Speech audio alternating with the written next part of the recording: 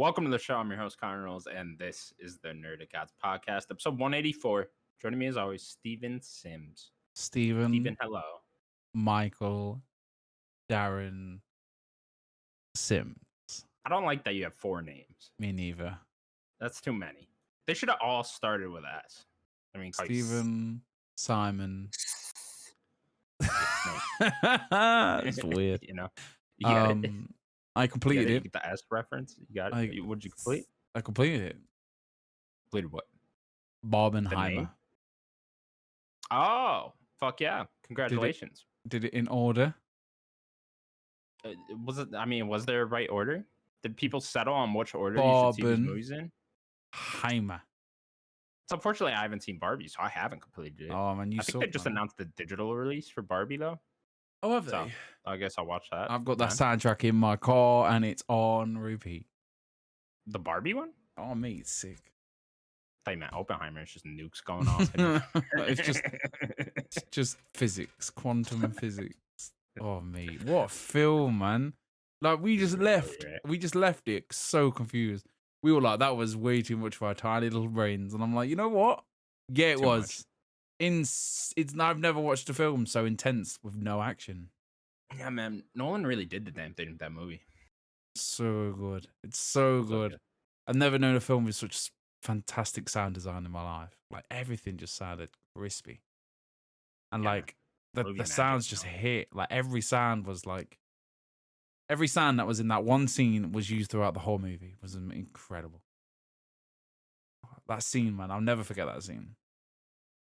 Where they're in the bleachers. Real quick. I suppose we should have mentioned over the past 3 weeks that Daniel isn't here, and why he isn't here. He was actually the alien that the U.S. government found, or supposedly found, and they took him back every night. Probing. They're like, I don't know if you guys saw the courtroom case, but they're like, yeah, this fucking alien, he just came to Earth, started playing a shit ton of video games, and then he started a podcast with these 2 guys about it. And nobody watches it, so no one knew. Yeah, no one had any idea. And clearly, if you watched any of the videos, this dude's a fucking alien. Everyone knew, but that watched it, everyone knew. But yeah, he's an alien, so gone now. He'll be back next week, apparently. But he'll be transmitting from somewhere in space. It's a shame. It's a shame. I should have said this first. That because it was all NDA'd, no one will ever know the podcast. Yeah, that's a damn shame, man. It could have been great marketing for us. Could have been great. Fuck, man. We would have been huge, Oh, man. We'd have been on front page of Time magazine, like Oppenheimer. Oh, that would have been so cool. So good. Imagine me, you, alien Daniel. We were doing Time magazine. Yeah, and shit, we'd have to meet up for the first time. We'd be on camera. That'd be cool. And the guys meet up for the first time, and then we'd have a front cover of Time magazine, and I'd have Daniel in a headlock. Give him a nugget. Give the alien a nugget. That'd be so. And me and you are awarded and shit because we're the ones that made peace with the aliens first. So yeah. We're the entire reasons our species could be friends. Crazy. And now we're millionaires. I don't know if we'd get any money for that. Oh, we'd get so much money. Imagine selling a story. Find a way to get money. 100%. Yeah. We'd have fucking people ringing us every 5 minutes. Got advertisement for you. We'd be on what's your washing brand? Washing. What's your what do you wash clothes with? Oh, what's it called? Don't ask me this. I don't fucking know. Dove? I think there's Dove. Dove, that's detergent. Soap. That is soap. I think there's detergent. Oh no. We've got Daz over here. I'd be on the latest Daz advert. When I'm not talking to aliens, I'm washing my clothes at 40 degrees on a mixed wash, and I'm even including reds, and there is no color around. Okay. And that'd be me, millions in the bank. You really thought this through already? Every week, because you got to start small, haven't you? You got to be on Daz, and then you have a really bad mobile app advert. Okay. Yeah, I would be they'd be right, we'd like you to advertise our really bad app, I know, Candy Rush, or I don't know, Sweet Crush, instead of candy, because you call it candy, we call it sweets. And then it'd be me on the toilet. Is it literally called Sweet Crush over there? No, it's called Candy Crush. No? But you call everything sweets. Candy. I got we call them sweets. So I'd be on the toilet, oh wow, I can't believe I got a 3 in the. Download Sweet Crush today, and I'd be loaded. Damn, you got it all straight planned away, out. I didn't even think funded this far. by Saudi. Everybody's against us already. Sure. And then obviously, then we'd be on every YouTube advert. You know, like Temu at the moment. We'd be them. Yeah. Yeah. Like This would be beautiful. yeah, man. All because I can Daniel's just an alien. imagine them asking us about him, like, "Oh, what was the alien like?" Well, he just played a fuck ton of video games. And, like, We should have suspected it. Makes a lot of sense because he played more video games than anyone could godly he get just in pulls that out amount this of time. list.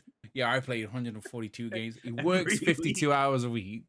Like he works all the hours under the He sun. works like 80 hours a week, and He plays beats every D&D. single game that released that week. He seems to have a better social You're life than right. all of us.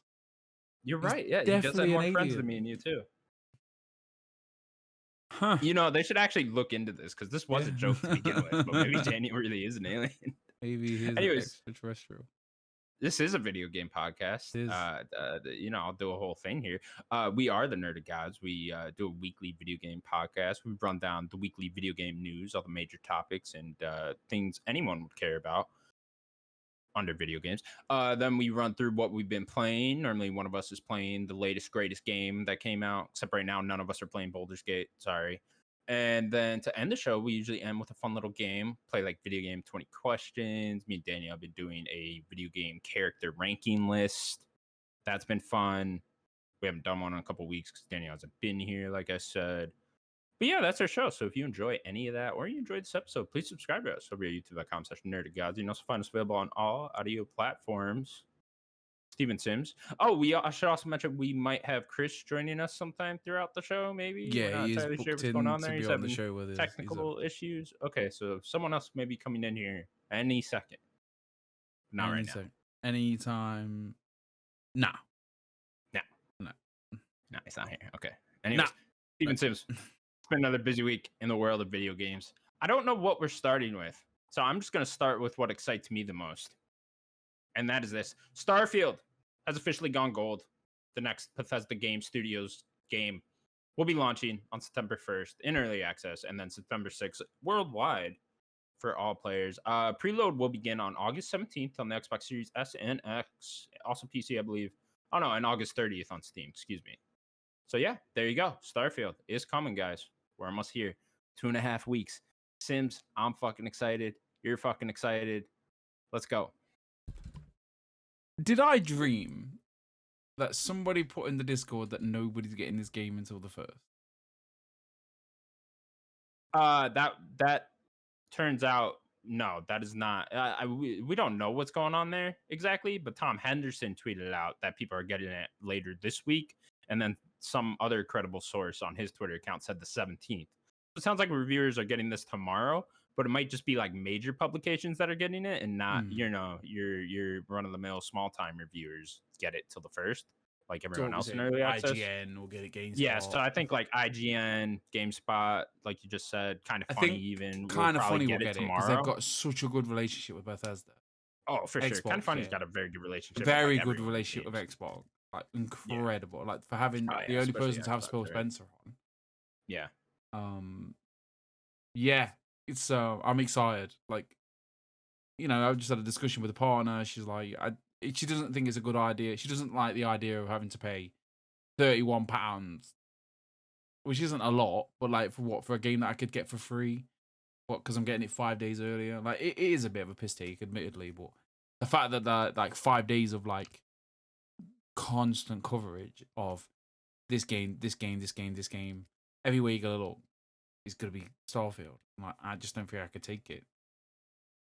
I definitely couldn't, especially considering I got that whole week off. So yeah, fuck yeah. And yes, I'm a grown man that took a whole fucking week off to play a video game. Nothing wrong with Hell that, yeah, mate. I There's am. nothing wrong with that. Nothing fucking wrong with that. To be fair, I already had that Monday off because it's what is it, Labor Day here in the States? Yeah, whatever. I like how you know that. I don't. It's on my calendar. I have no idea why. Is it? I've got a That's Jurassic so Park weird. calendar downstairs. Oh, okay, that's why. Jurassic Park, very American. But yeah, so I'm just stoked through the roof. This is the most excited I've been for a game in a long time. I can't remember the last time I was like this excited about a game. Zelda? Honestly. No, not even close. I mean, don't get me wrong, I was excited for Zelda. I don't know the last time I was like this excited. Maybe Forbidden West, but like I'm probably a bit more excited for this than I was Forbidden West, to be honest. But yeah, I can't fucking wait, man. We're almost here. I think it's gonna be great, especially after the confidence I think we all had about this game after the showcase, right? It really turned a corner after that. Because if you remember after last year's, everyone was kind of a bit down on it. Even going into this year, it I mean, was like, I yeah, wasn't.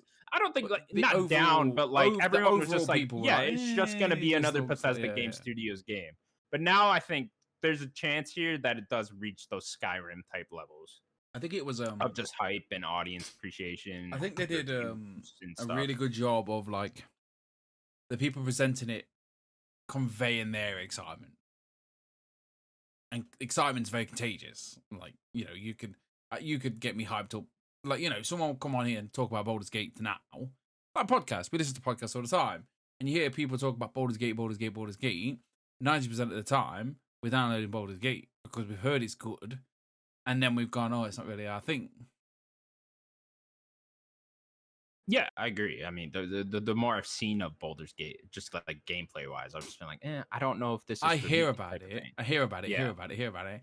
Watch the Kind of Funny stream, and then I watched like the gameplay without them being assholes all over it, and I'm sure. like,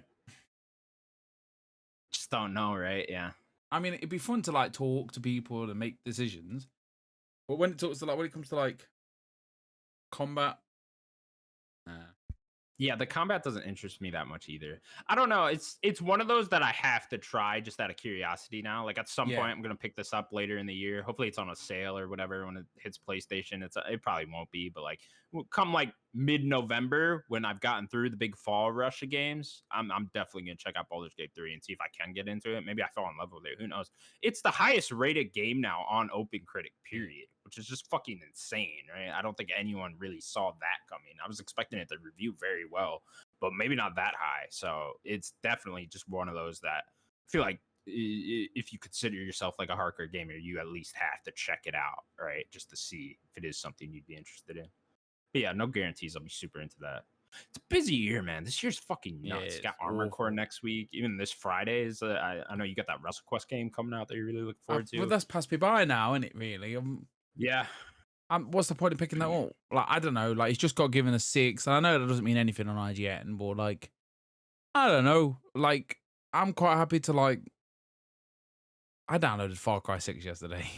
I just want to shoot someone in the face. I just, you know what? I was like sat there like, what do I want? I was like, I want to shoot somebody. Do you know what I mean? In a game. Yeah, that's a good thought. Clip that out, everybody. I want to shoot somebody. Put that on Times Square. Where are you on Armored Core? Are you saving yourself type thing for Starfield? So like my plan originally was, okay, Armor Core is exactly a week before this early access thing in Starfield. Can run through that in a weekend, hopefully. And then they come out and they're like, this game's actually 50 to 60 hours long. Nope. Not gonna happen now. So now Armor Core is just gonna be on the back burner until I have time, which probably won't be until after Spider-Man 2, you know? And really right after that, I want to play Alan Wake 2. So like I said with Baldur's Gate, like mid-November is the next time I'm seeing that like I don't really have just Thirsty Suitors in November, which looks really cool to me. So I want to check that out too. But yeah, it's kind of gonna have to wait until some more downtime for me. How many days, months, weeks are you looking at Starfield? I don't know. The thing is, I do have a week off, and like I know myself. I'll put a lot of fucking time into Starfield in a week if I have that whole week off. I think last time I did this was with Forbidden West, and I beat Forbidden West in that week. So yeah, I mean, I don't know. Who knows how far I get in Starfield, but yeah. So maybe I got time at like the end of November or September, and then maybe Do you I'll think like you're just doing what 3-4 solid weeks on it? Because I know you're type of like, like get the achievements, and then bounce.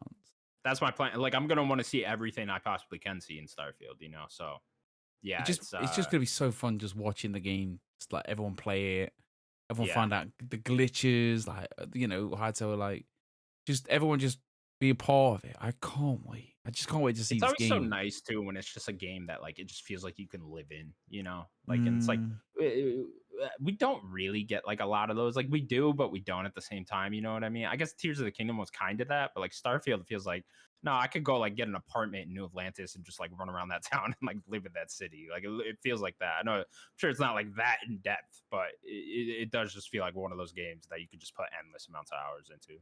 I was tempted to play like New Vegas the other day. I've thought about it, but I was like, you know what, just save it. Just save it for I've just Starfield, never. 'cause then- I've actually finished that game, but I've never played it. How is that? How Really? is that possible? Yeah, how I is was that going. possible? So I went for this phase of like, right. We had a PS2 3 set up, and I was like, oh, I might play it. I was like, I want to plat it. So I looked at if you look at the trophy they're on, it recommends you go through the hard mode first.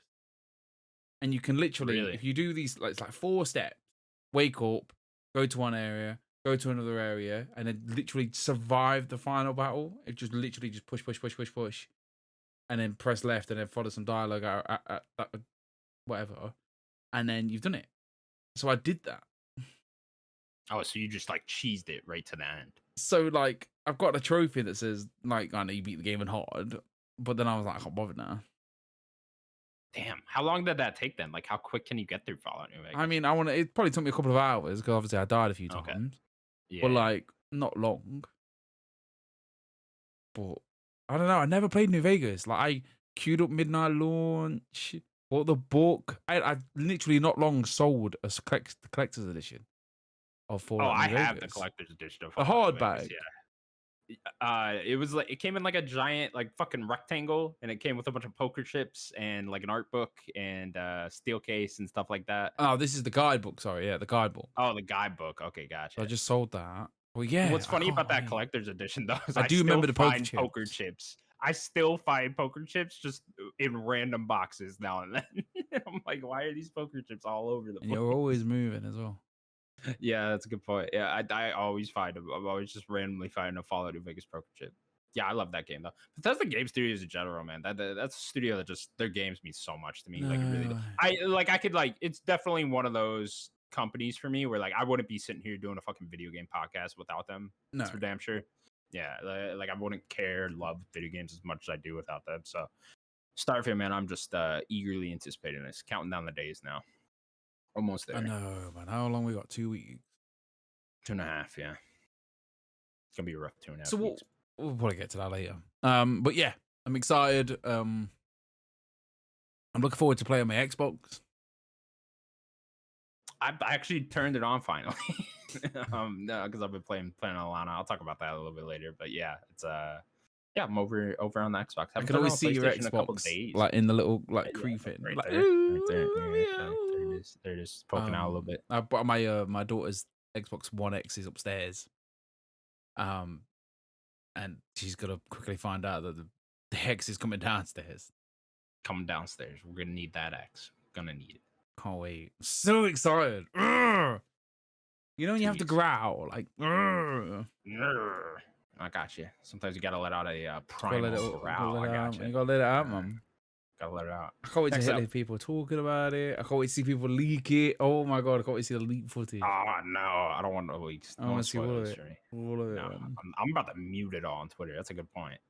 All right, next up then at QuakeCon 2023, Bethesda and id Software have announced a Quake 2 remaster that comes with visual enhancements, a new expansion, a multiplayer mode, and the original N64 version of the game. The bundle is available now on all major platforms and is also on Game Pass. Sims, I didn't know exactly what Quake was for the longest time. And then this remaster came out and I downloaded it and I played it for a good 20 minutes, maybe 15, you know? It's just Doom. It turns out Quake's just Doom. It's a little bit more like technically advanced than Doom. I think it came out later than Doom. At least Quake 2 did from what I played. Also, I guess I can't really tell what was like the remastered part and what wasn't. But yeah, it's just Doom, you know, and who knew? It's just Doom. Next, maybe I'll find out what Pikmin is because I still have no idea. It's just what's that game that came out? Tingling. What game? Tingling. What's that Xbox game? It came out last year. Oh yeah, Tinglinga. What's it called? Something Ting. I have no idea what you're talking about. I'll have a look. Okay, you have a look. But yeah, no, this is very cool though. I think getting the Quake name back out there is. I know me and Daniel were talking about this a little while ago. Quake came out with a new game. It was like Quake Championship, not Tiny Kid. not too long ago. Tinykin. Okay. What is Tinykin? Pikmin. What is Pikmin? No one knows. No one has any idea. I listen to people talk about Pikmin in like a little review. I think it was on Sacred Symbols. I'm still like, I still have no idea what this game fucking is. Maybe I should just play Pikmin so I fully understand it. But regardless, Maybe. Quake 2 remastered now. Do you have any experience with Quake or Quake 2? No. No. I had Torok once on the N64. Hell yeah. It's Dinosaurs, free. right? It was free. I had it. I signed up to this game shop, and you got a free game. It was Torok. Nice. Torok. I played the Torok game on 360. It was awful. I remember that. It was awful. It Yeah. was awful, yeah. Yeah, it was pretty bad. Hey, Yeah, Quake 2 I tell you what, remastered. we didn't. Cool. I tell you what isn't on the list. We found out who the company that screwed. Embracer. Yeah. Yeah. It was, Saudi Arabia dropped out of the deal with Savi or something, isn't it? Savi. Something like that. Saudi Arabia. Yeah, it was a company called Savi or something. Oh, there was a company involved in Something it. like that. Yeah, kind of funny we were talking about it this morning. I was brushing my teeth and I was like, oh fucking yeah, I didn't. Because normally like we get most of our news off like Noble and IGN or whatever, and it's not really come up. So it's nice to see that like it was Saudi that screwed him over. It was great. Yeah, I wonder exactly why, because you would think those guys would just jump into anything, right? Anything they can get their money into. I right? mean, just they to invest in. They're all about buying soccer players at the moment, aren't they? So yeah, soccer players, huge boxing events, huge MMA events. They love all that shit. You know, I think they're trying to like expand and like get people to go travel there. Is their massively. ultimate goal? Like, why not? Yeah. They've just they sign in like their football. Like I'd say about 10% of the good footballers have gone over there. 10% of every footballer over 30 has gone over there. Crazy. You know what's huge over there too now is golf. They like bought up all because the there's that golfers and stuff. controversial golfing thing going on, isn't there? Yeah. And then they just signed Neymar for one of their clubs. Oh really? And it was like I read something earlier, like the amount of things they've offered Neymar was like a 34-bedroom house, couple of cars, a chauffeur, paid holiday, everything just to get into play in Saudi Arabia. God damn. Crazy. 34 bed. What would you even do with that many bedrooms? That's a lot of dust, if you ask me. Honestly, I couldn't think of out worse. I'm like, couldn't even imagine having more than one. But yeah, Saudi Arabia. Yeah. We switched that news story real quick. Sorry, yeah. No, I was looking through the thing. I was like, I do wonder why they dropped out of the Embrace group. Maybe they're worried about embracing too. Maybe they saw the direction that company's going in, and they're just like, yeah, fuck that. There's probably better things we could invest in. So, yeah, who knows what's going on with that whole situation. But next up, Steven. Bungie has announced that voice actor Keith David will be taking over the role of Zavala. I think it's Zavala.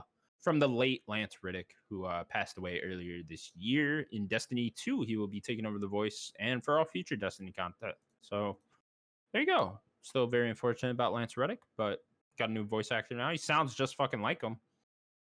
So that's good. I think Keith David has been in multiple different things. We should actually look what else Keith David has been in. I think he's well known throughout the video game voice acting world, if I'm not mistaken, right? Sorry. Redfall is trending on Twitter. What does that matter? It's basically like Paris Lily has mentioned. Did they update it to 60 frames by now? No, he's on about. You know, I've had that game downloaded for the last when did it come out? May, right?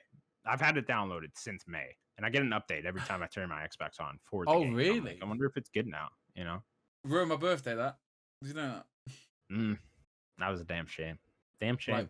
Like, you didn't even try it. Maybe you would have liked it. I'm thinking. I've just looked at it now. I was like, maybe I should try it. I think Paris Lily's just made like I don't know. Redfall's coming. I don't know. Basically, Paris is like, why not have a demo for Skyrim? Peace.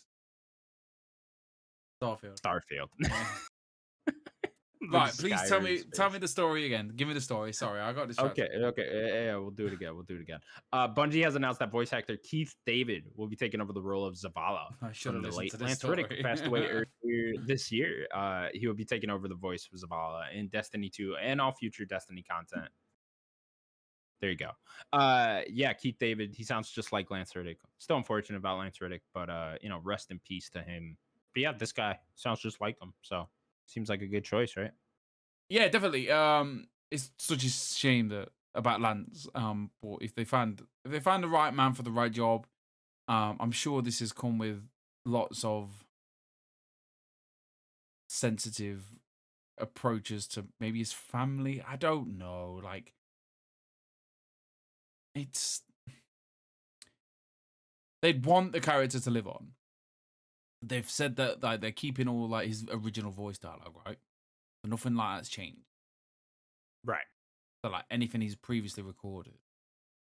Just a shame, man. Because like everything he's been in, you're like, oh, it's that guy. Like I'm not very good at like, oh, like I watched Oppenheimer and like all these people are in it, and then you listen to everyone's like, oh, the staff, cast is stacked. I'm like, I don't know who half of these people are. I know RDJ, I know Matt Damon, I know him from Damon. I know him. I know him from Peaky Blinders, and that's about as good as it gets for me. I know the woman. Emily She Blunt. looks. Orange That's cute. her. She looks familiar. Emily Blunt. Yeah.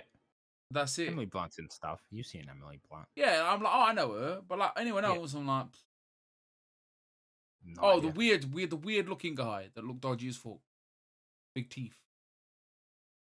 We're looking A at young kid, like a young soldier. Young soldier.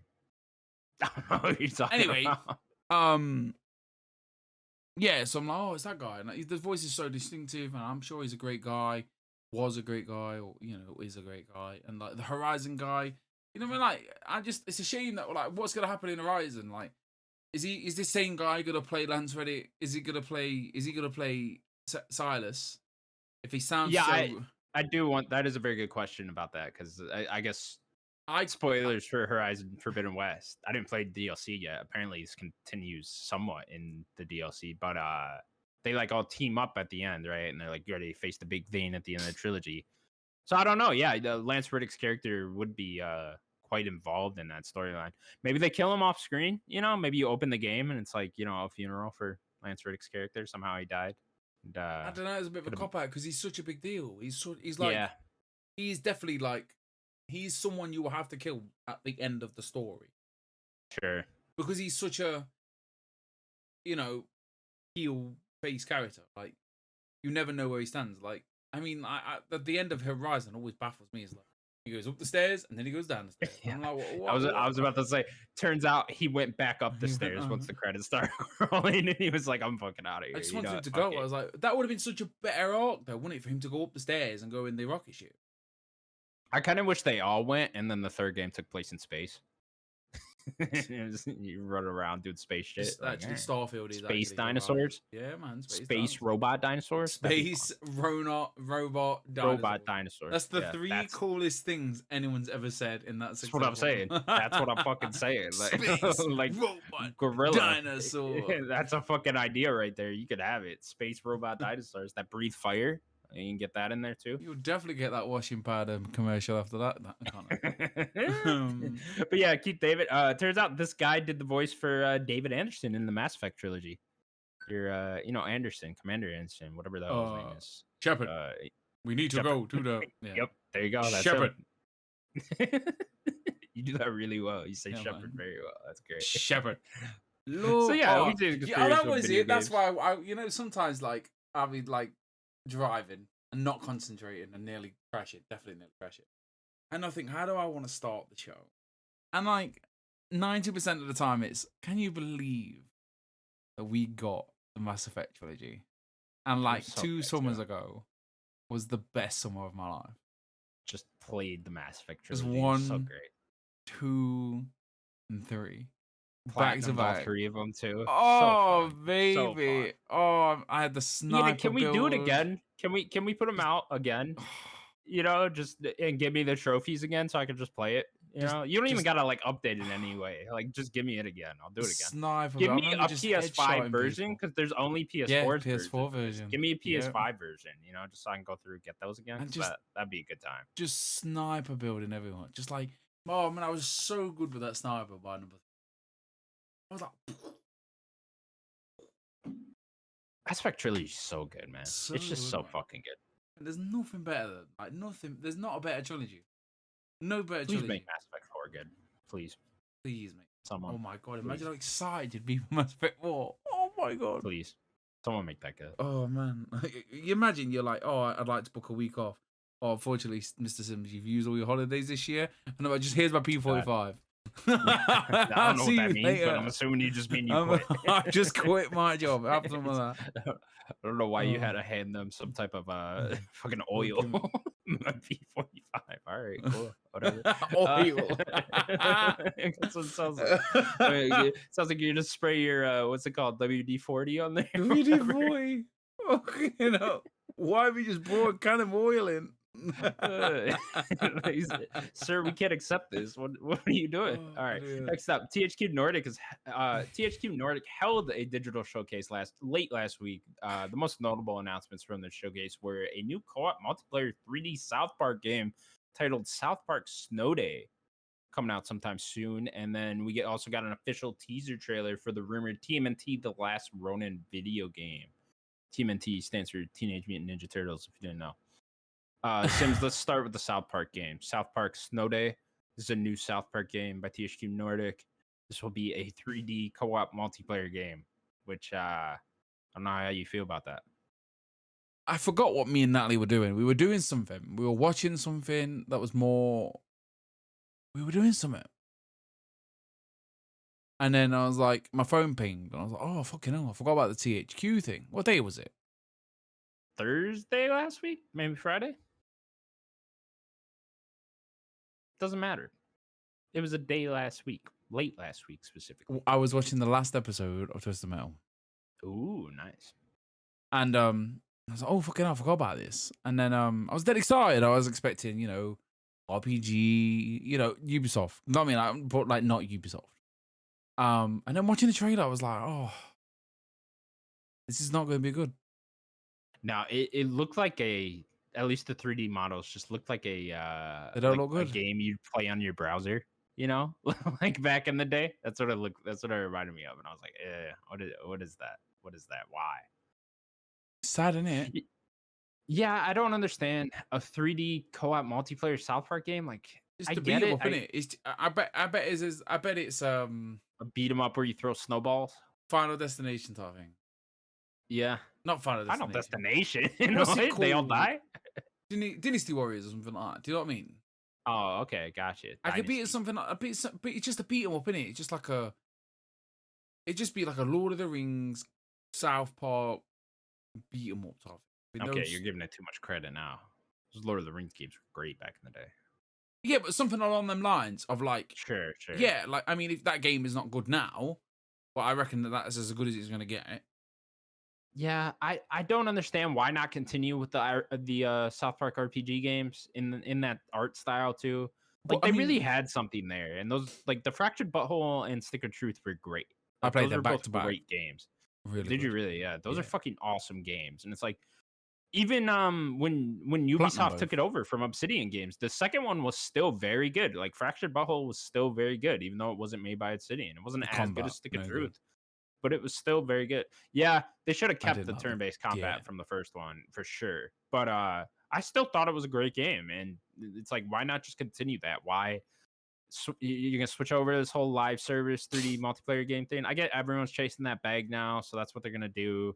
But it's like, I don't even think South Park is really that big of an IP anymore to like really try to capture an audience. I know we watched. I don't know why. It was like South Park pre-COVID or after COVID. Yeah, and literally they aged them all up to like 20s. Really? Yeah, we got to like 20. We got to like permanently. Only for this like one-off film type thing. Oh, okay. And we all just like we turned it off after 20 minutes. We're not bothered anymore. Yeah. Isn't the same. Like I was so into it like when I was like 14, Yeah, but I mean, what series was that at that point? Like Yeah, I I mean was that's there for forever when ago. it started. Like we were there. Yeah, Like I wasn't allowed to watch it. Like we put the day film on one. my and my dad was like, "You have to go upstairs for the song because they're that vulgar." Like I didn't know. Shut your fucking face, Uncle Fucker. I just knew the film. I didn't know the songs. Yeah, Um. So I don't know. Matt and Trey are very involved. So it's got to be. I mean, what do they know about game development? But they saw the last two games come out, so it's got to be some kind of decent for them to allow it to come out, unless they're just getting lots of I'm sure peas. like the dialogue will still be funny, but what are they doing? It's not like they're creating a story here for this game, you know? Like maybe they are, maybe there's like some background story going on for this multiplayer I game, but mean, it's they like seem to have I feel like you're not even like utilizing the IP well, making it into a 3D the multiplayer game. yeah, exactly. The trailer looked good. Like obviously it's a snow day, so their imaginations are running wild and all fighting. I don't know. Like the whole premise of like the first two games was so good. Just walking around the city in that 2D way. Funny bits are happening. Like everyone's got their own bit to play. Like if you know what I mean. Like there's always a funny moment happening per Yeah, frame. If just that makes walking around sense. that town, seeing what the other characters are up Yeah, to and stuff. It was special. Like, dude, Stick of Truth is such a good so fucking game. good. And And I it's didn't just play like, it until after. Like I remember getting it allegedly illegally. Um, allegedly. and allegedly I was like, people were buying it off me allegedly. People that was I'd make a couple of quid off it. But I never got around to playing it. And then I don't know, I sat down a couple of years ago and then played them. God of War year one, God of War 1, and I just played them back to back, and I was obsessed. Like I wanted to platinum both. Then I did Fractured But Whole. Struggled a bit. I think I did like to platinum it. You have to does like a battle, as there is always. There's always like a you have to go through like a gauntlet of battles or whatever. Yeah. Yeah, man, I loved it, and it just like everything was like I preferred Stick of Truth. I think I preferred that all like Lord of the Rings vibe to the superhero vibe. Yeah, yeah. But yeah, And such a good I thing. agree with the combat just being better in Stick of Truth as well. Yeah, yes, it was turn based, but it was very involved. Like you had to press a Yeah. button. It wasn't like, oh, press that, it happens. Press that, it happens. It was like press. Now you gotta make sure you hit it at the right place, or and then the characters were saying something funny. Yeah, It it was was just never like a too in-depth turn-based game either, you know? no.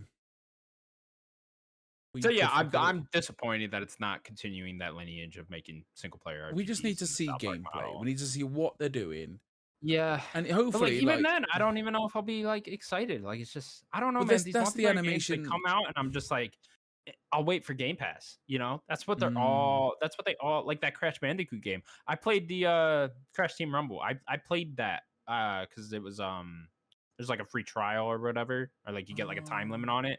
So I played it for like 30 minutes. It was like decently fun, don't get me wrong.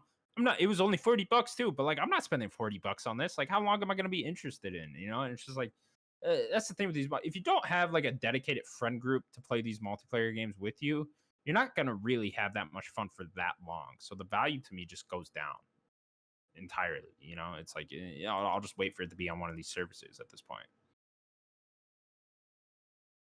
So yeah, yeah. South It's Park. yeah, I don't know. I mean, I think like trying to keep it. I was watching, like I said, I watched that film, and the animation has gone up and up and up and up and up. Is that where we're at with South Park? Is that what the characters look like now? I have no idea. Me I have neither. no idea what's going on with it Are we anymore. You old? know, I just We're old completely now. dropped off. Yeah, I guess we are. I I don't remember even think South like Park being kids these so days watch South controversial. Park Yeah, either. man, it was so Yeah. controversial. But like, Oh yeah, for sure. It was like but now that thing like, growing up where it's like don't watch South Park. no, it's You South know, Park. Family Guy though, we're like not a that's South Park going Family Guy is controversial. I don't know. I was for sort of, sure. we've all grown up as a society, and we expect everything to be raunchy and you know risque or whatever. Like, do you know what I mean? Comedies are weird though because they have to kind of like tote that line nowadays where it's like you can't offend people either too much, you know. Yeah, but Family Guy did do that, didn't they? Yeah, back in the day, but I like haven't watched the now, I latest don't know. episode. Yeah, I haven't either. I mean, I'm not. It's Family Guy. I'm way behind on. I have no idea Mm, what was the last Family Guy sometimes episode I I'll even like watched. download an episode just to like fall asleep to, but I'll never Yeah, I make it used past to five watch it minutes. on Netflix when they. But this was like Yeah, early Netflix when it was just. I would just watch whatever the newest season is. But Yeah, been a long time since I even did something like We that. Why used to doesn't have Family it. Guy get games? It did, I feel like didn't there's it? never been a good Sam. Was there at one point? There was it was called something. It was on the Xbox 360. It's like Simpsons got Hit and Run, and that was a great game. You know, Yeah. make a Family Guy Hit and Run. That'd be. We fun. used to have like we still do. We have BBC. Yeah, if you've heard of the BBC, we had BBC 1, 2, and then 3 was like a program that would start later on in the evening, and then like that would be just something that you just watch at night, and it would like episodes like about 5 or 6 episodes every night, and no adverts, just one Yeah, after Family the other. Guy was always on Adult Swim Yeah. after like Cartoon Network shut down for me, and because it would switch over to Adult Swim at like I don't know 10 p.m. or whatever. But now you can pick up the DVD box sets from like the local, we call it CEX, like pre-owned shop. Yeah, Like pick series up for about £2-3 now. and that's not bad. They're probably all on a streaming service though. Yeah, I've got them allegedly. Somewhere. But yeah, family. You know, animation's not as good as it used to be, is it? Like people watch Bob Burgers. Like, what animation? Now the big thing is Rick and Morty, right? Yeah, I know, but like I just never been able to get into. We always watch it when we're like wrapping presents. We'll watch it every Rick Christmas. And Morty? Yeah, just have it on. Like whenever I'd sit down and watch it, we'll just watch it and it's on. Have it on the background type thing. And then it's always like easy enough to follow type thing. Yeah. Like there's always like I still really like Futurama. Have you watching the new one? I just saw that. Yeah. Yeah, I haven't started the new one yet. I know it came out, but I do want to watch the new one. I've heard it's not very good though. Yeah, it probably is. I mean, the last time they brought it back, it was okay. There was like some good episodes here and there, but majority of it was just like, it's fine. So I guess Futurama has always kind of been like that, but like I don't know. I love it's never been my cup of tea. Futurama too. Yeah, I think Natalie, you got to pick and choose with those type of adult. For me, it was always just Family Guy. Family Guy. And then there's, Family Guy. Yeah, I guess I've been into all of them at this different points in my life. I've definitely had a Family Guy phase. I definitely had a South Park phase. Simpsons a little bit. Never got into like American Dad or like Bob's Burgers. No, American Dad was always on sometimes. Yeah. And like, I don't know. It's just, I don't know, we old now. We just old. Like, I think we'd all prefer to play a game, and then for special occasions you'd go cinema. Like that's what I mean. Like for us, like I guess I'm a bit more of a TV show guy than you, maybe. Like I don't know. I fell off so hard at I was a big movie guy in like high school, like a decade ago. Like I was huge. There was a point in my life where I was more into movies than I was video games, you know. But I don't know. Once I like got like very very into video games, it was just over a decade ago at this point. And then it kind of switched over to that and just like TV shows here and there. Yeah, I mean TV shows. Yeah, we should continue on with this story. I have to be really into TV shows. The Teenage Mutant Ninja Turtles. The last Ronin game. This looks really good. Rumored for a while. I forget if it was like officially reported earlier this year or if that was just rumors. But whatever. It's this is supposed to be the God of War inspired TMNT game. Being made by Black Forest Games, who did the remakes for the Destroy All Humans games. So this will be a giant step up for them. So I'm kind of curious to see how that goes. Obviously, we've seen companies be successful at stuff like this, like taking a huge step up. Look at Avalanche with the Harry Potter game, right? How they just completely knocked that out of the park. Well, maybe not completely, but they made a good visually, game there, right? Hello. Visually, I told you. Visually, it was great. Hello. Yeah. Hello. I think that game too, the Harry Potter game, it at least like hit all the checkpoints and the major points you'd want to hit for an open world game, right? And I think that's kind of what you got to chase for these IP related games. Chris, we're talking about the TMNT Last Ronin game. Teenage Mutant Ninja Turtles. Could be good, but ropey developer game. Right. Yeah. It's the developers Black Forest who did the remakes for Destroy All Humans, and so this will be a giant step up for them, and they're making their first AAA Teenage Mutant Ninja Turtles game there. You got any love for the Teenage Mutant Ninja Turtles? If they can get it right, it'll be great. And can I apologize now for how long it's taken me to join you? I'm having a technical problem. But no, I love the story of Last Ronin. Read it very recently. It was very, very cool. It could be a really good video game. But yeah, you just wonder with the Was developer it one whether of those where, like, well, as you were reading it, you could see how they could make this into a video game? I went in with that mindset because somebody else had already said it, and it's Oh, sort of like, okay, oh, okay, gotcha. I'll have a read. And then, and the more I'm thinking about it as I was reading it, it was like, yeah, Rocksteady doing like a Batman Arkham type scenario for this Yeah. would be brilliant. Oh But it's god, not that not was to always be. like the dream, right? Like get Rocksteady to do it, make that TMNT Mm. game. That would have been fun. Yeah, I But don't know if we've ever had like a good 3D TMNT game, and not one that I can think of at least. no, even the Platinum one was pilloried, I think, wasn't it? People weren't Platinum made particularly a fans. TMNT game. I don't even remember that. They had that game that came out very briefly around the same sort of time that they released Transformers Devastation. Is it? Oh, okay, okay. So The this was trans like the very B much same team art at style and Platinum everything. type thing. Yeah, Yeah. Okay.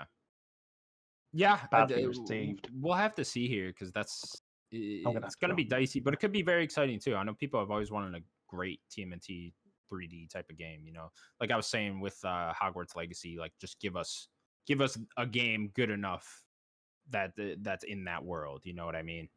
And if they can nail that, I think they'll really have something there. Our next news story then: Assassin's Creed Mirage has officially gone gold and will be releasing a week earlier now on October 5th, 2023.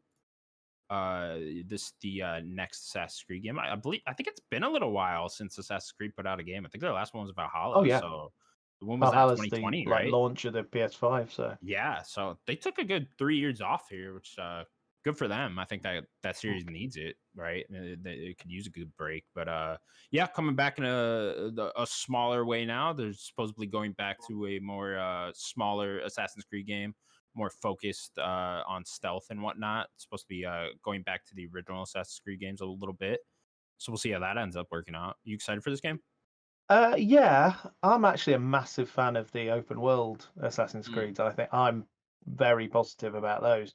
But I did used to like the old style ones as well. I got a bit sick of them when they were coming out like all the time for the PS3 yeah, and the Xbox 360. But no, it'd be nice to go back to a more tight one. It certainly looked beautiful in the trailer. yeah. The graphics Um, were great. so yeah, no, I'm up for it. But I'm still playing Valhalla, so Oh, yeah. I'll probably still the, work on the that. game that never ends, right? It's my Yeah, comfort food game. I think I've said that before. If in doubt, stick that on, and I'll lose an hour or two, and I'm quite happy. and it's always good to have that type of thing, though, right? Mm, Yeah, I dropped off Assassin's Creed after 3, so a while back mm, now, and then I came back for Origins because that looked like we're trying something new here, making that, and then it just didn't really work for me. I don't know what they mm. lost there. I always describe it as like jack of all trades, master of none with the newer Assassin's Creed games. It's like they're fine at what they do. It's fine combat, fine storytelling, fine RPG mechanics, and all that, but like nothing about it came off as like super great to me. So I just never Mm, stuck around for more than like 20 hours for any of these newer yeah, ones. Like all of them, I put at least 10 hours into, even Valhalla. And yeah, I just never got further with that. So I've always wanted to get back into this series. So maybe this will be a good jumping on point for oh me. yeah, But probably will be because it's going to be one you can devour quite quickly by the sound of it, yeah, yeah, compared yeah, to what it yeah. was. Good 20 to 30 hours in that. That sounds fun to me. Yeah, But I just don't like the direction they're heading then after with the whole live service Assassin's Creed thing where yeah, we're going to add a bunch of new Assassin's Creed games every year into this one giant Assassin's Creed game. That sounds like a bad direction to me. yeah. It does. That sounds a bit too close to my horror scenario from the PS3. Yeah. Like what put me off. I quite like these slow releases. And it's like, oh, it's an interesting area. Let's go and spend some time with that. Yeah, I'd rather you guys keep this cadence of like take 3 years off than put out the Mm, next one, don't and rush it. like yeah, don't rush it at all. But so we'll have to see. Maybe this will be the only Assassin's Creed game I like for like the next decade. I don't Mm. know. Sims, Assassin's Creed Mirage. Are you interested in this game at all? I actually have no idea. No, I don't think so. No. I downloaded Valhalla the other day. That's it. How's that going? I just downloaded You it. just downloaded it. Okay. Didn't I love hit that play. game.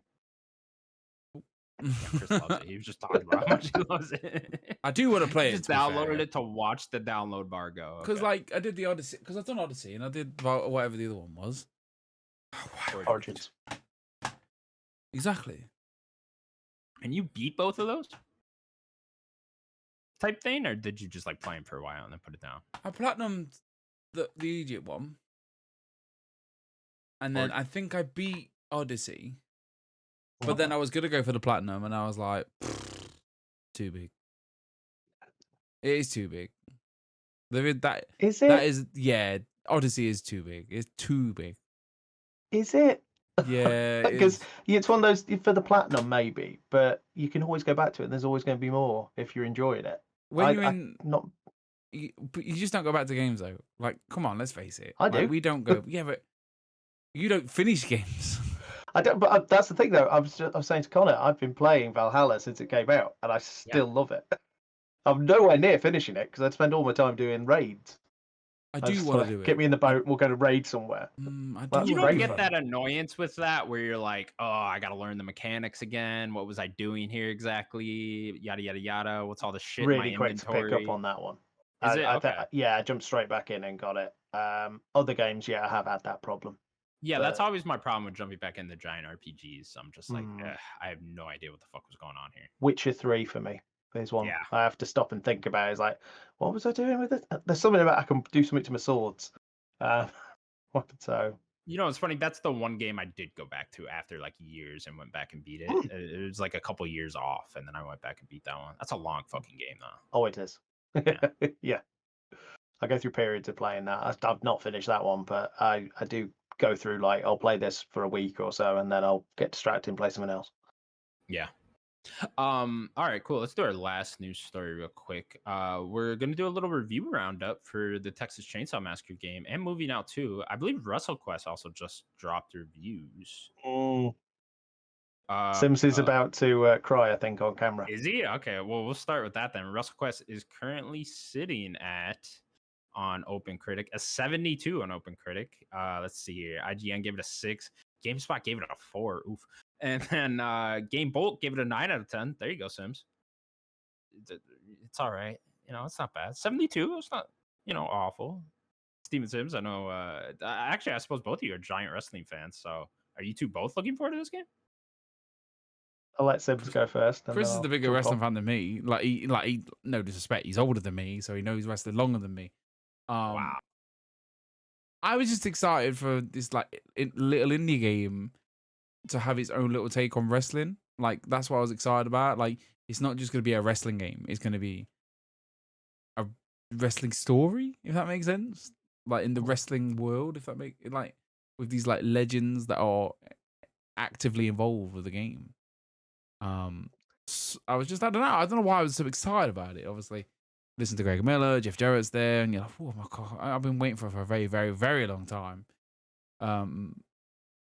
But I don't know, after last week, I've kind of soured on it, and like, it's kind of upset me, like, pissed me off. Because now it's just coming out at the wrong time. That delay will haunt you forever. I've never known anything like it. Chris, I had the pleasure of sharing that news with you. I'm ruined my day. And my sorry. I was never massively excited about it. It's one of those, I'd heard a bit, but it was, it should be interesting. But I did try the demo and I quite enjoyed it. So I might still play it. It feels like a good handheld game. I think Sims, you were talking about putting it on the Steam Deck. I think that's probably the place it needs to live. And in the basics of the demo, it was all right. It didn't hook me enough that I thought I'm going to come back and play more of the demo now. I was thinking I'll probably wait till the main release. But it's one of those when it's cheap in a Steam sale or something, I'll probably pick it up. Okay, cool one. The Texas Chainsaw Massacre game is currently sitting at a 79 on OpenCritic. IGN gave it a 6. GameSpot gave it a 9. And then let's see here. Attack on Fanboy gave it a 4.5 out of 5. Not too bad. This game's getting decent reviews here. This is being made by the Friday the 13th guys. Or I believe a bunch of people jumped over to this new team here. I'm not entirely sure what's going on there exactly, but it's in the vein of that Friday the 13th game.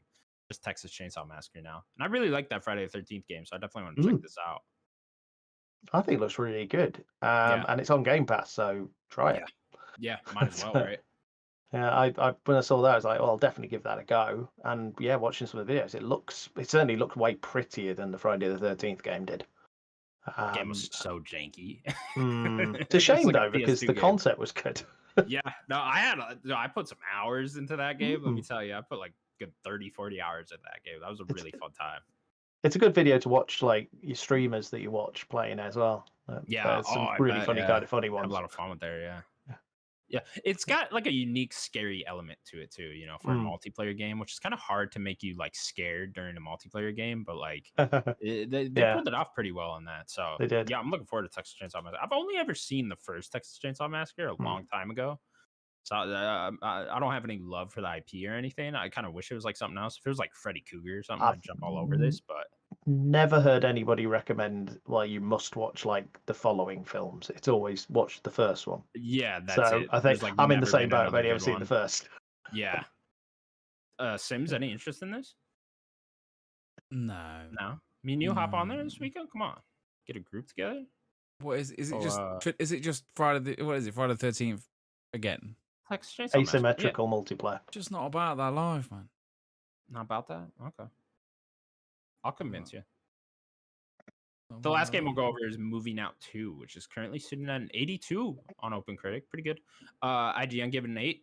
God of Geek giving an 8.5. And Push Square give it a 7. So there you Yay! go. Are you Love a fan the of the original. Moving Out games? Are you? Okay, cool. The original's brilliant. It's a family game. We've my wife and my daughter and I will play it. It's just great fun. Arguing about who's going to carry the couch and how you go through the door and throw it out of a window and all sorts. Brilliant fun. So and apparently it's so much better in the sequel. So yeah, looking forward to that one.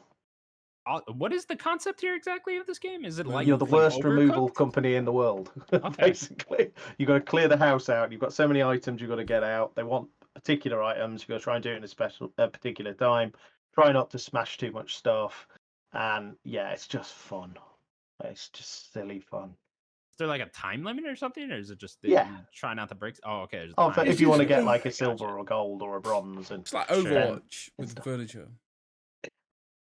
It's Overcooked. well worth a try because it's very much tongue in cheek.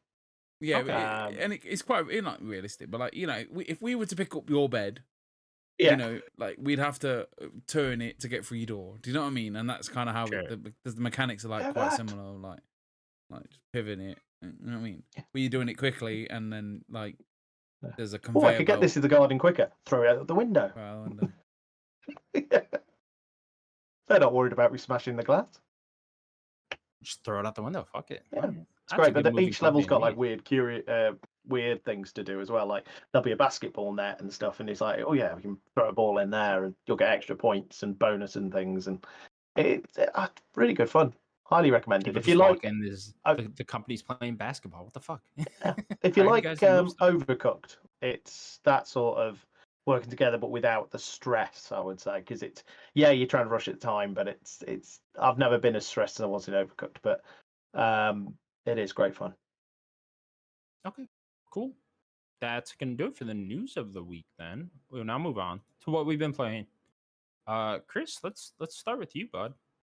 I've been playing all sorts of things. I don't think you've been on the show this year, even. No. Okay, great. No. So It's been a while. It has been a while. We kept saying I'd come Wow, on and should have talk about known VR, earlier. and I never did. Oh yeah. you were that's due a on good in point. February. Okay, so this year's been absolutely nuts for video games. Have you been playing the newest games? Are you enjoying the year? Some of them, yes. Yeah. There's certain games that I have not touched yet. I've not touched Ragnarok yet. Still haven't played that. And I love the original the last God of War. So that's got to be remedied soon. I'm playing Final Fantasy 16 and loving every second of it, but getting a chance to sit down with it again. I platinumed Hogwarts Legacy. Ooh, you that. platinumed it. Wow. Okay. Yeah, You I collected did. all those papers, huh? Yeah, I'm a massive Harry Potter fan, so it was like giving me this world to explore. It like, yeah, I can put the time in. What else have I been playing? I finally got on board quite late with Vampire Survivors. Oh, okay. Been playing a lot of that. That's brilliant. And recently, I've been playing a lot more VR. Been trying to jump back in and get my chance to jump back into the PSVR 2. So you're probably the only person I know that actually got a PSVR 2. And I know the discourse around it lately, especially, has been like, like Ryan McCaffrey put out a tweet earlier, like last week or something like that, saying it's just collecting dust in a corner and stuff like that. How are you feeling about the whole PSVR 2 thing going on? I should play it more than I do.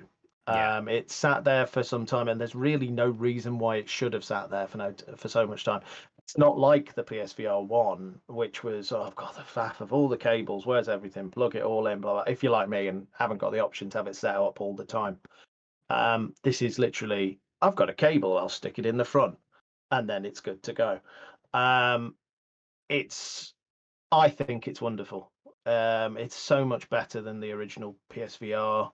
Some of the experiences on it are brilliant. I was saying to Sims earlier, we were having a chat about, I played a game which I know you guys are familiar with from back in 2001, 2021, 2001. Some of you were probably a baby then, Sims. But 2021, Before Your Eyes. I played that on PSVR 2 earlier in the week. My God, that was amazing. Controlling everything with just blinking it in the VR, and it's surrounding you. I won't do spoilers for what happens in it, but I've lived through that so much. Did you do it in one sitting? Yeah, I did. I made sure I did. That's the only way to play that game. Set the time out and do it, but it was amazing. That's an experience of a game, that is. So that whole blinking mechanic works well in the VR. Oh, the eye tracking's really good. Yeah, it knows where you're looking, and it will pick things up really, really easily. I don't know how that game translated onto PC with a camera, to be honest, based on the fact that I was looking around doing all these different things, and I can't imagine what it was like with a incredibly more immersive. It was immersive on the PC. I remember it was really late. I think we'd just done, we were like halfway through Game of the Year. We always do Game of the Year podcast in about 14 different parts. And I just got fed up with Daniel talking about it. And I was like, I'm sat here, I'm doing nothing. It's like midnight. Natalie's behind me. I've actually got a video of me playing the whole game. I actually watched your Game of the Year from then the other day, because Daniel chirped in on X to say it was his Game of the Year in 2021. I was like, oh, really? That's kind of, let's see what he said about it. So I went and watched your video. You were talking about how you'd played it in that sort of setting. And an hour. Like, I think I've got the video on here somewhere. It's available on mobile as well. It's like, I can't imagine playing that game on a phone. I guess you're just holding the phone up, right? And just trying not to blink. Yeah. But no, that was phenomenal. This week, I've also been jumping back into different things. I've played, I think what I played, Gran Turismo 7. Having watched the Gran Turismo reveal event video they did a couple of years ago before the game came out, and it was like, I'm bored. I've got no interest in this game. This is not a game for me. It is a game for me in VR. It is amazing. It's a proper experience. It's the closest. I've not got the car set up with like the steering wheel, everything. But in terms of, it's the closest to driving a car I've ever had playing a video game. It feels like playing an arcade game. It's amazing. That's a really cool experience. And the other one that I've played this week is Resident Evil Village. I jumped back into that. Now, I've beaten Village in 2D, but it's surrounding me. It is scaring the hell out of me. I'm enjoying it a lot. It's really good, and I will play through it. I did Resident Evil 7 in VR, and I'm loving it. It's little things like just the way that you can hold because this one actually uses the controllers with the haptics and all that, which is brilliant. But if you do that, your hand is doing that with the gun, and little things. So you're aiming down the sights, and you can hold your now available knife, which is brilliant, in one hand while you've got the gun in the other, and then just throw the knife at people repeatedly. I don't know what I'd do without that. This is too realistic for me. It's so weird. I don't know. Have you both played Resident Evil Village? Yeah. Yeah, the guy with the hammer, the big fellow with the hammer, like the open world section, right? Yeah, quite early on, there's a bit where you're surrounded by the like werewolfy creatures, and he jumps off a rooftop and like lands in front of you with his hammer. He's massive. It was like just right in your face, like. Okay. Although I will say that is one of the peculiar things with these sort of games in VR. When the game's been designed as for the TV screens and then they make it into VR, is that bit is a bit odd. It's amazing. That bit's amazing, but just after you're lying down on the ground, your character is. So you look down and you're seeing your body lying down, and you're thinking, "I'm not sitting like that." It's quite disconcerting that they've decided to do it with when you're in a different angle of your body. But don't know. Horizon is also very good. I want to go back and jump back into that. That's your tech demo for PSVR 2, and yeah, it's very pretty. Certainly that boat bit where you're seeing the tall neck and all that sort of stuff. Yeah, it's really good. That was the one for me where it was like, if that came out and that got like rave reviews and everyone was talking about it like the way they were talking about like Half-Life Alyx or something like that, then I would have went out and immediately got a PSVR 2. But I still didn't get one up, and like I really don't plan on picking one up until I see PlayStation really commit to it and like announce a slew of games coming to it.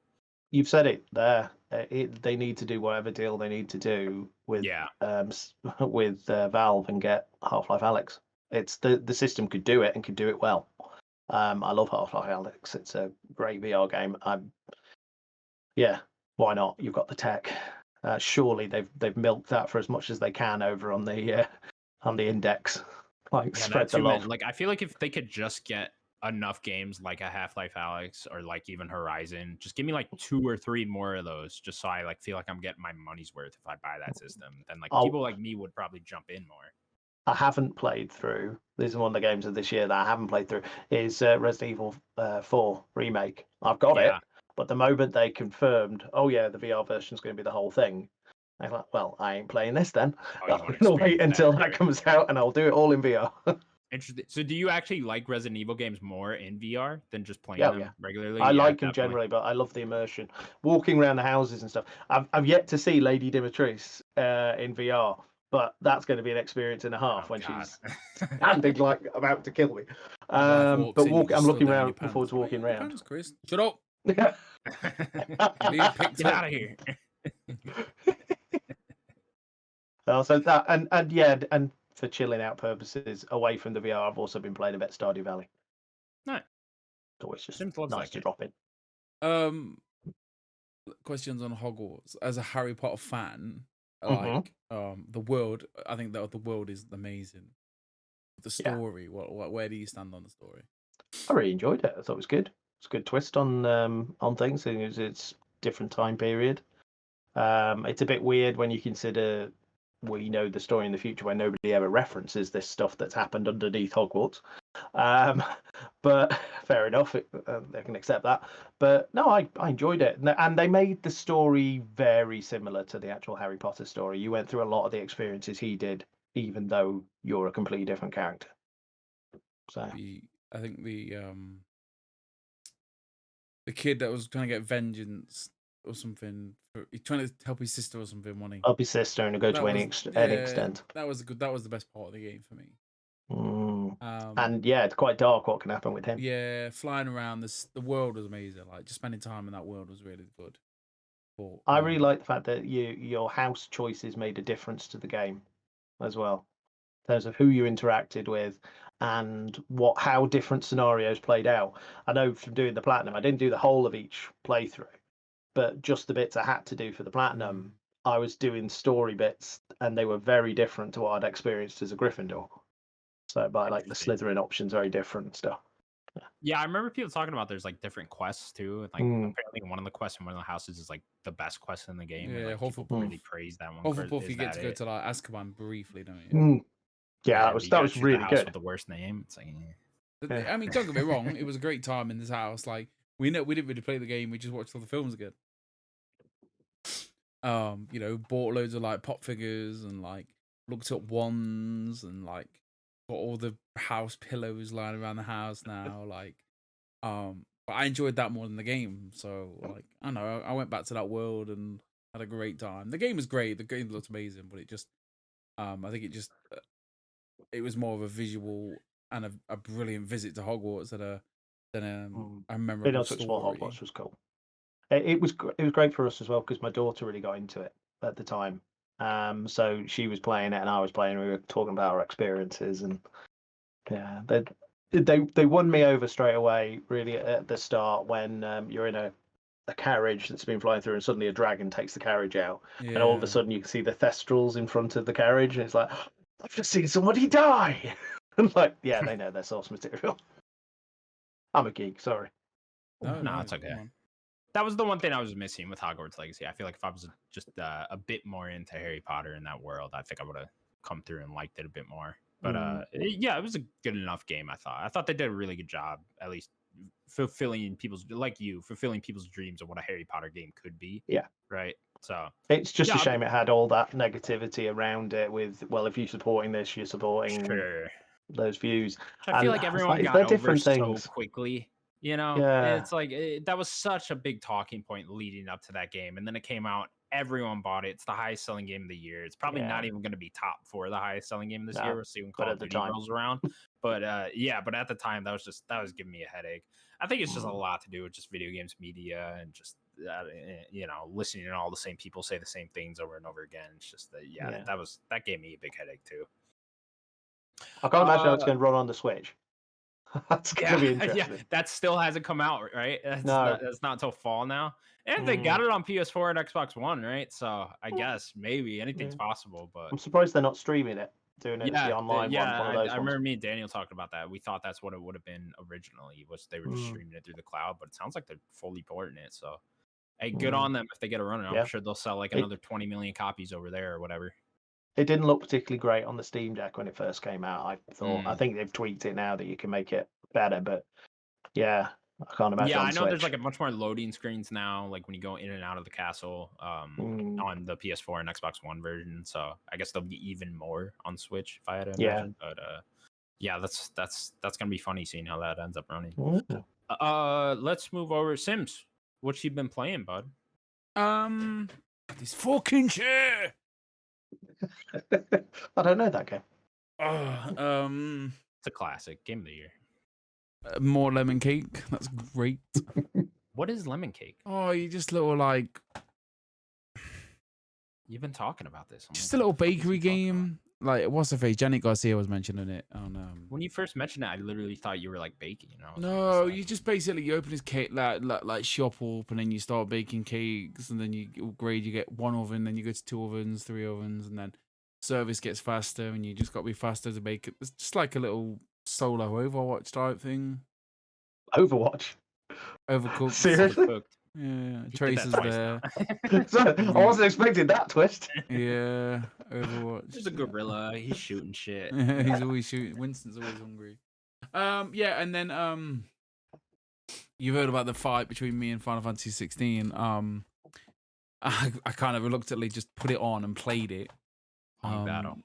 Sims has been playing this game for 10 minutes a week only. Because I told you where I was yesterday, and you were like, "How long have you been playing this game?" Well, like, literally, I will put it on, watch your cutscene, and I go, "Nah, I'm bothered." He texts me. He's like, "Oh, I think I'm finally in a Final Fantasy 16." And so I ask him how far he is, and I'm like, "What do you been playing? Like 10 minutes a day? Like, what is going on here?" So I don't know. The combat's a bit of an issue for me, but I don't know. I'll play it tonight, see what happens. But yeah. You're gonna get super into it, then Starfield's gonna come out. That's what's gonna happen. Well, I'm just gonna try and play for the story, but like side quests haven't become a thing for me yet. Like, am I just am I not there? Do I have to do this bit that I'm talking about now? Early on, they are a bit dull. I've just not seen one. No one's offered me a side quest. I want to. You'll get them, but they're not. They're sort of just go over here and see this person. I'm just talking to Jill now. Yeah. To be fair, the side quest got very good towards the end of the game, I thought. But yeah, the beginning side quest for the first like 70% of the game probably. I think just the game's pretty much took shape of like who I am, what's going to happen, what might happen, who's who type thing. So what? I'm just not seeing the green arrow for the side quest thing. Does that make sense? Yeah, there's like a green exclamation point, and you'll just have so many of them you don't know what to do with. Yeah, you can't miss it when it's introduced. You have to. What was it about the combat you don't like? I don't like that. I think I'm so hack and slashed out from like playing games like Dante's Inferno and a Prototype I'm just kind of just like, I think I'm just old and just want to be told. Very Devil May Cry. Yeah, I mean, I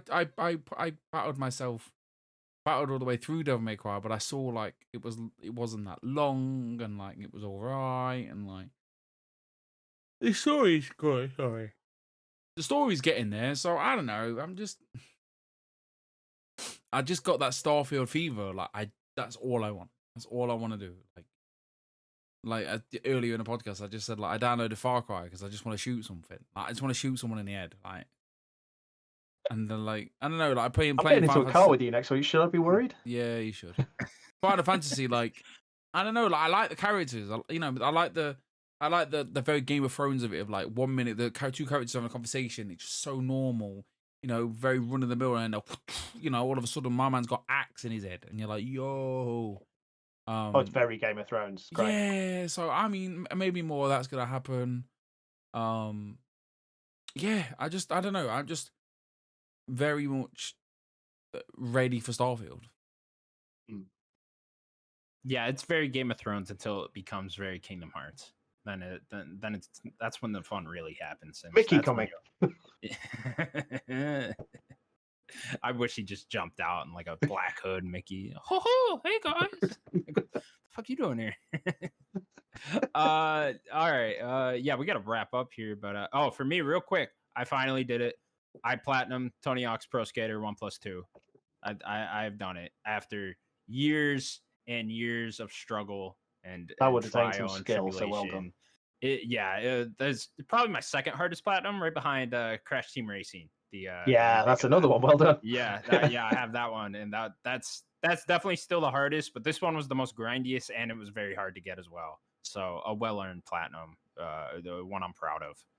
And yeah, my 43rd platinum. So there we go. Very Getting good. Up there now. Yeah. I have a lot of fun going for difficult trophies nowadays. So yeah, we're gonna have to wrap up the show here. That's gonna do it for the Nerd Gods podcast. Oh, Chris, real quick, let's ask you what's going on with your podcasting life? Nothing. I've done very little recently.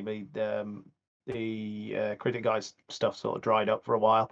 Might pick it up again, but Sims and I are about to at some point, probably not quite tonight. We were thinking about doing it after this one, but looking at doing a wrestling podcast because next week we are going to Wembley Stadium to watch AEW All In.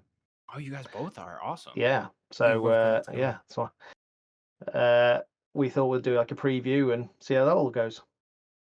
Hell yeah, that'll be cool. 80,000 fans. Oh my god, that's so many people. I would get anxiety. Yeah, I'm stressed out thinking about it. To be honest with you, yeah, I can't wait to hear the noise.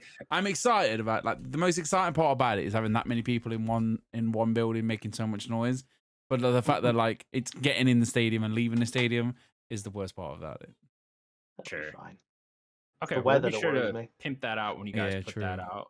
Retweet it on their guys' account and all that, so people will be able to find that quite easily. That will then do it for the Nerd Gods podcast, episode 148. Thank you guys 184. Dyslexia. Thank you guys so much for watching. Please remember to subscribe to us over at youtube.com/nerdicgods. You can also find us available on all audio platforms. Steven Sims, anything else you want to say? Chris is frozen for me. Yeah, it looks dead funny. It's great. I don't know if you can hear me, but yeah, I can see my frozen face. Like, everyone's frozen for me. You look very intrigued, though. You do. Like, if I said to you, I said, spaghetti is boring. And, like, look at him. He's, like, so interested. Just leave it like that. All right. Love you. Okay, bye-bye, everybody. Bye.